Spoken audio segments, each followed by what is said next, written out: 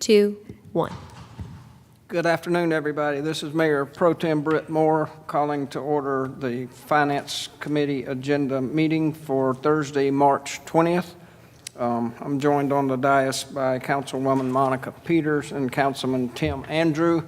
Councilman Holmes was at some business a couple of states away and wasn't sure he'd get back in time, but we have a quorum, and we will start at the beginning, item number 2025-084, and I'm showing we're okay.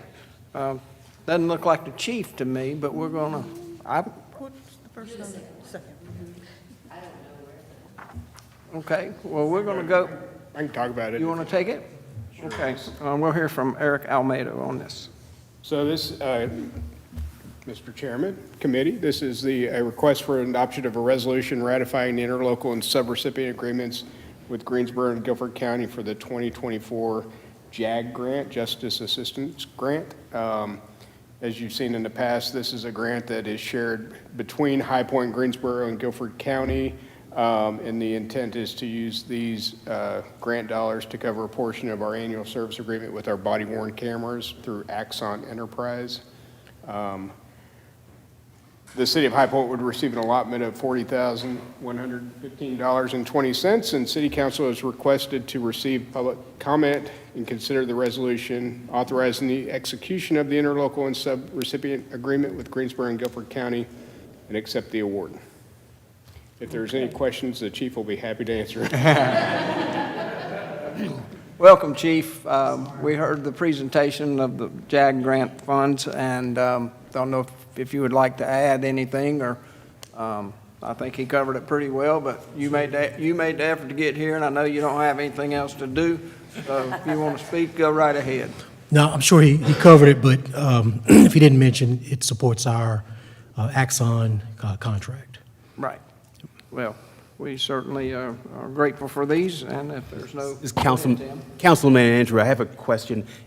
There is a public comment on this. I mean, it seemed, I don't know why we need to have public comment on this particular item.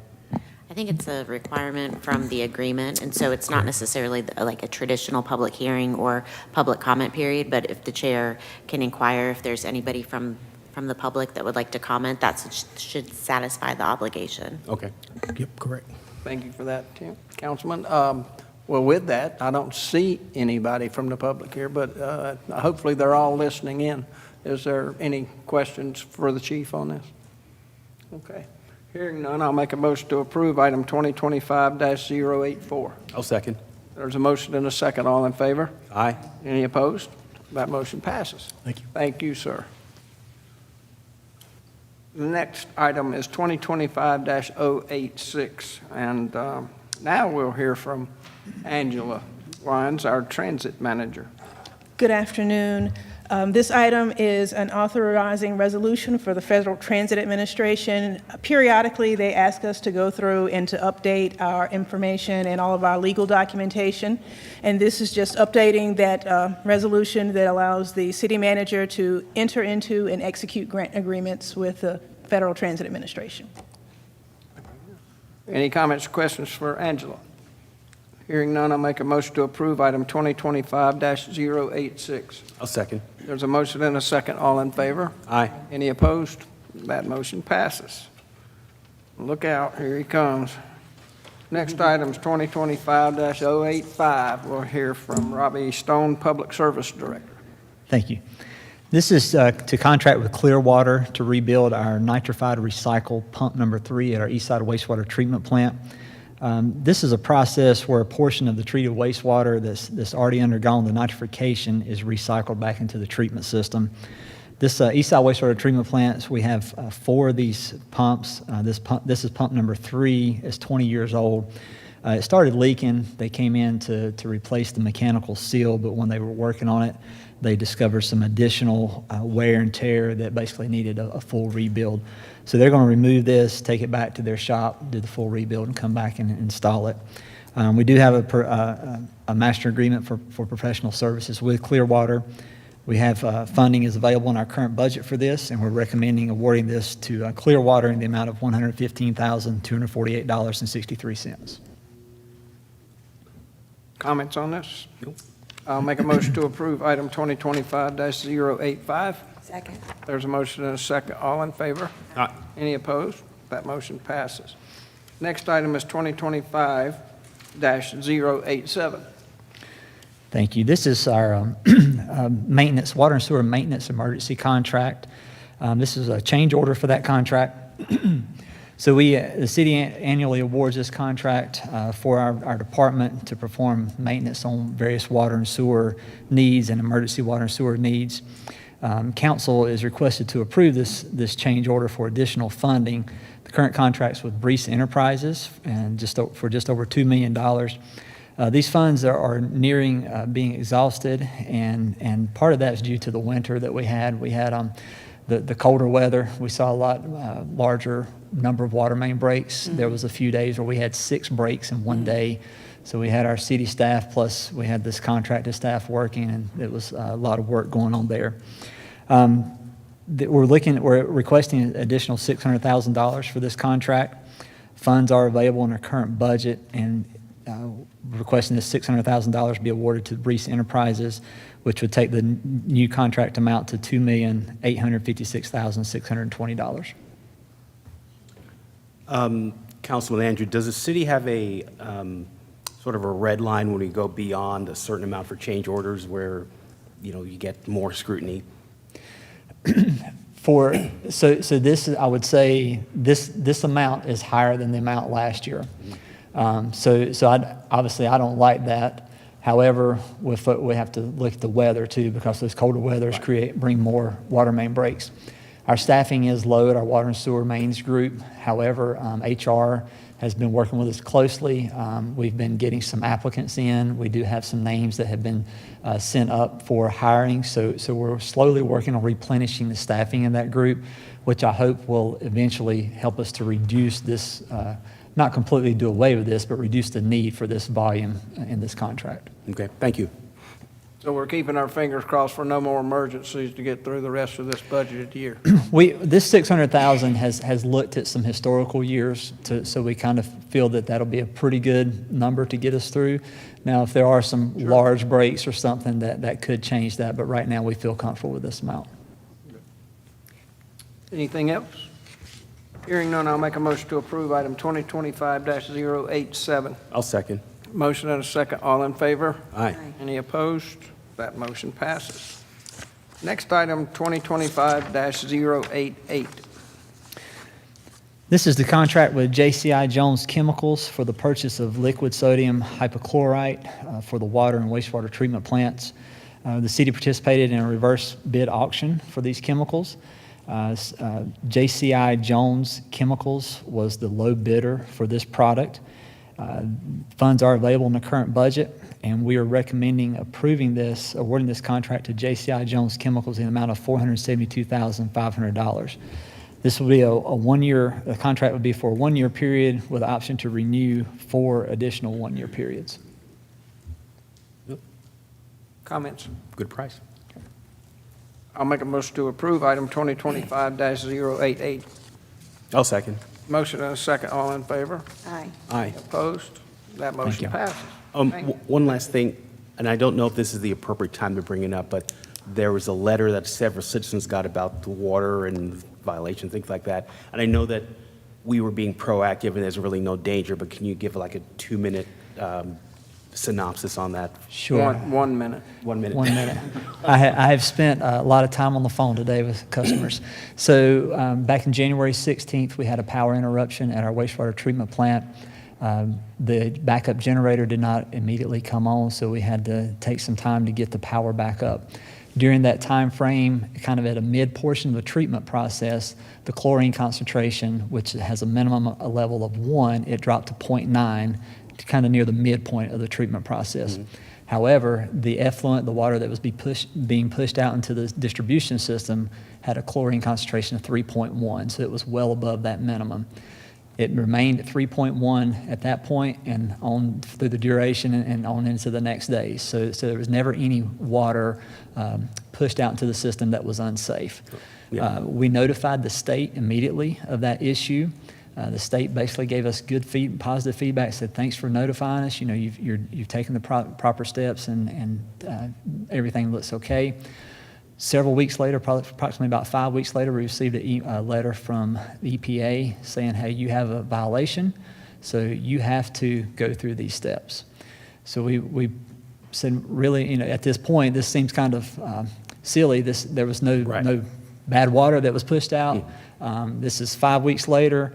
So they said, you'd have no choice, this is what you have to do. So we went through the process to use their letter.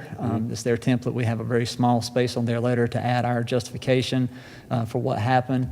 But we've sent that out. Those letters were mailed out Monday. Most of the folks everybody should have received their letters within the municipal limits by tomorrow. Right. Yeah, I have complete confidence in our water and sewer, Right. just for the clarification. And I realized that we were under no danger, but people Correct. see letters and they just That's right. overreact. That's right. So just one final thing on that. So the state, we were immediately in contact with the state. Yes, sir. Things went well there. And the federal EPA sent the letter? EPA came back to us and said, hey, you have a violation, you have to send this out. So we mailed out letters to over 40,000 customers. How were you notified by them? Letter, Yes, phone call? letter From Washington? from the EPA, federal EPA group. Washington. Yes. I just wanted that to be on the record. That Yes. came all the way from Washington telling us how to fix our water. So thank you for Yes, sir. following the protocol. Thank you very much. Thank you. Yeah. Next item, 2025-090, and we're going to hear a couple of items from Kevin Rogers, our fleet director. Thank you, sir. The electric department has requested one additional bucket truck for their daily duties due to increased workload and staffing, and Fleet Services identified an Altec AT48M bucket truck utilizing Sourcewell contract number 110421 ALT that will continue to meet their daily needs. The cost of the unit is $226,754, and Fleet Services recommended for City Council approval. The bucket truck will be available within 6-month timeframe. Budget ordinance also for the amendment appropriating electric fund reserves is included with this item. Fleet Service Department does recommend purchasing the Altec AT41M bucket truck from Altec Industries in the amount of $226,754. Also in the recommendation is the approval of the budget ordinance amendment. I'll make a motion to approve item 2025-090. Second? There's a motion and a second. All in favor? Aye. Any opposed? That motion passes. Next item, 2025-091. The police department has requested 4 additional vehicles for the crime lab utilizing equitable sharing funds. The pricing is reflective of our current NC state contract, NC 2510A pricing. Fleet Services is recommending the Ford Explorer that will meet the department's needs. The price for each vehicle was $42,436.30.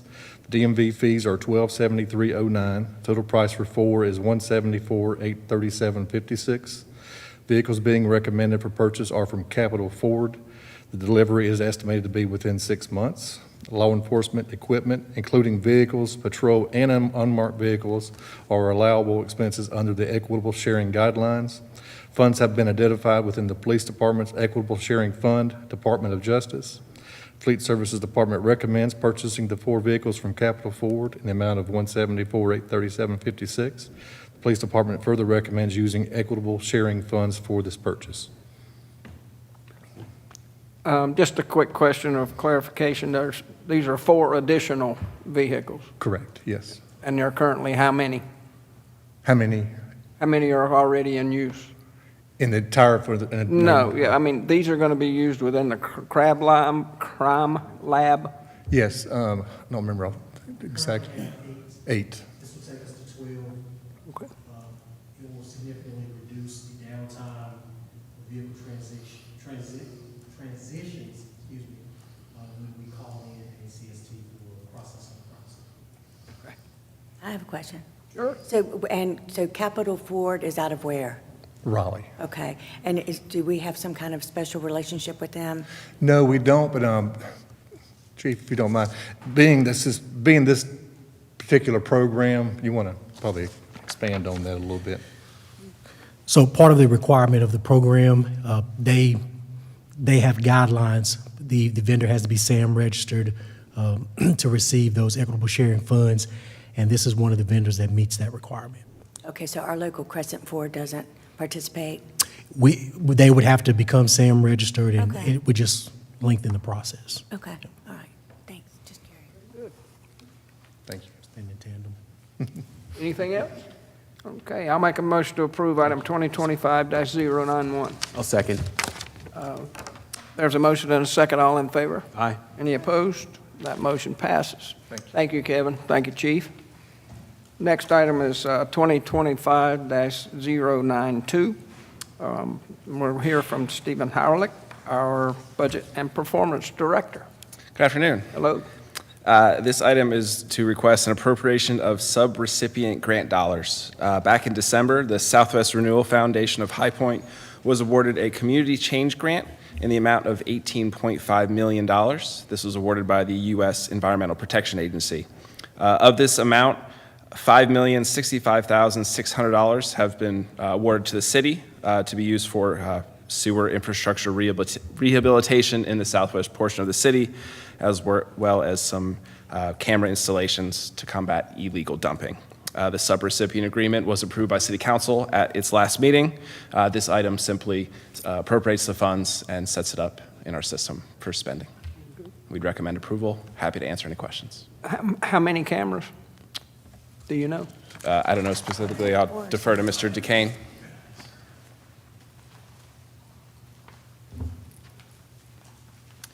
Good afternoon, Chairman, members of the committee. 10 cameras.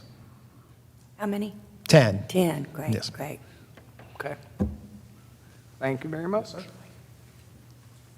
If there's no other comments or question, I'll make a motion to approve item 2025-092. I'll second. There's a motion and a second. All in favor? Aye. Any opposed? That motion passes. Thank you. Thank you, Stephen. Next couple of items, we're going to hear from Trevor Spencer, our Engineering and Facilities Director, and we'll begin with 2025-096.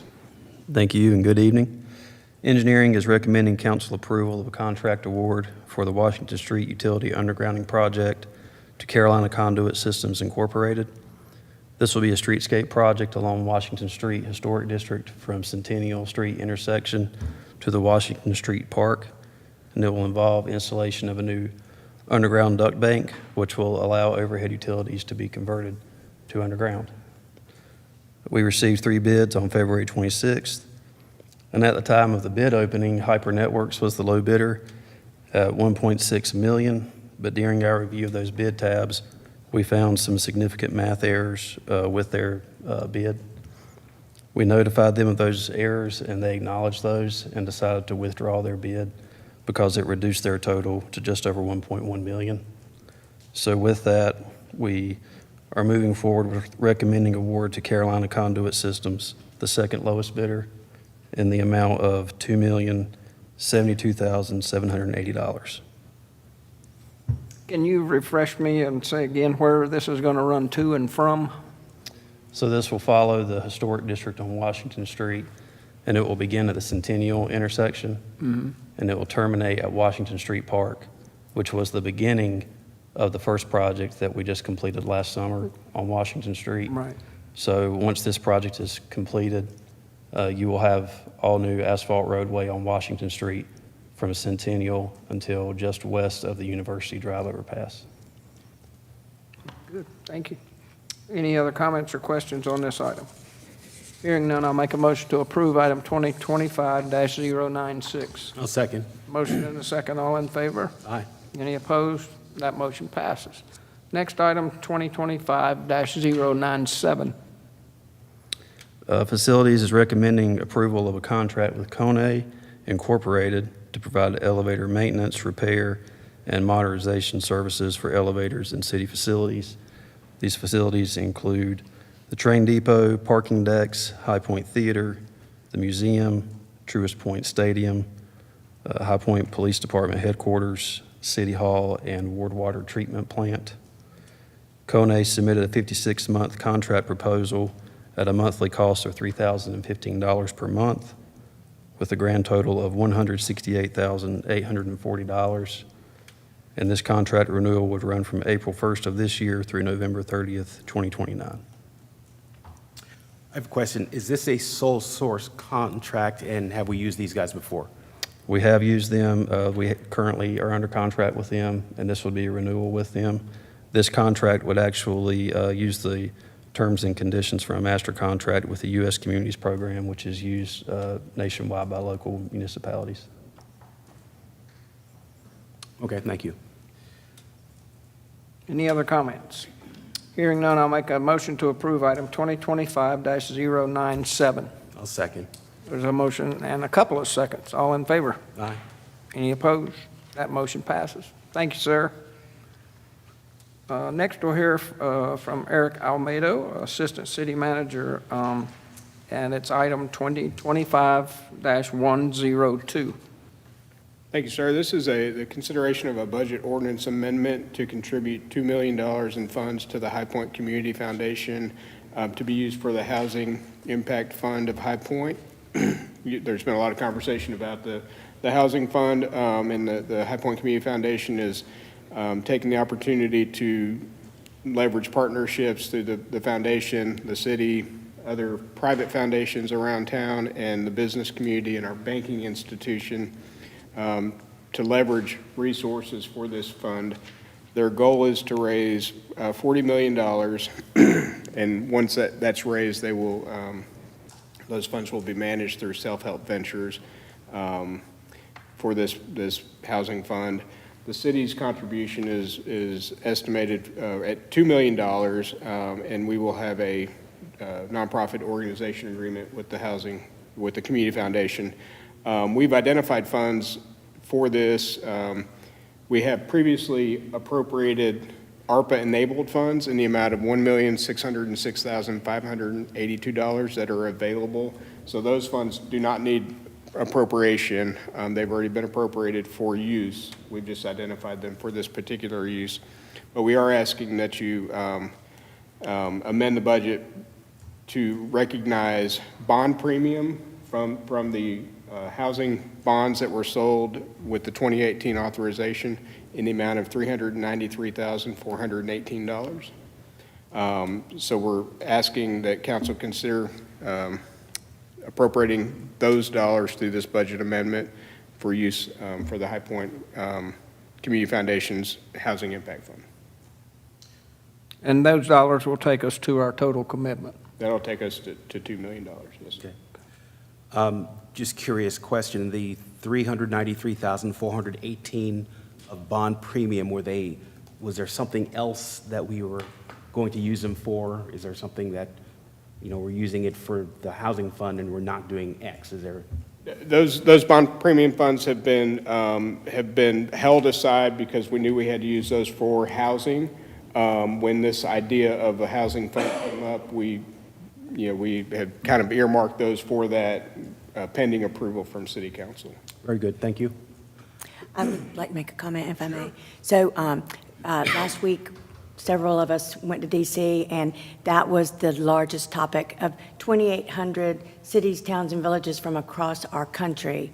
Housing was pretty much the number one issue, and in some of the smaller conferences, I had the opportunity to work with some other mayors and council members from other cities, and they were all super impressed with how far along we are. And so I want to publicly thank the foundations, all the partners, and the city for being so proactive on this and letting us lead the way into making sure that we have the right amount of housing that we need. Thank you so much. So I'll make a motion to approve. If there's no other comment, Chair, sorry. No, you got it. Then I will second the motion and make a recommendation to approve item 2025-102. Aye. All in favor? Aye. Yeah. Any opposed? That motion passes. Thank you. Next couple of items, we'll hear from Bobby Fitzjohn, our Financial Services Director, and we'll begin with item 2025-103. Thank you, Mr. Chairman and members of the Finance Committee. This just kind of right-sizes our budget in accordance with the 2025 limited obligation bonds, which you've heard me speak about the past couple meetings. We will be issuing those in the middle of April. This just sets up the remaining, or amends the capital budget as well as allows for the cost of issuance to be recorded accurately. Happy to answer any questions. If there's no comments, I'll make a motion to approve item 2025-103. I'll second. Motion and a second, all in favor? Aye. Any opposed?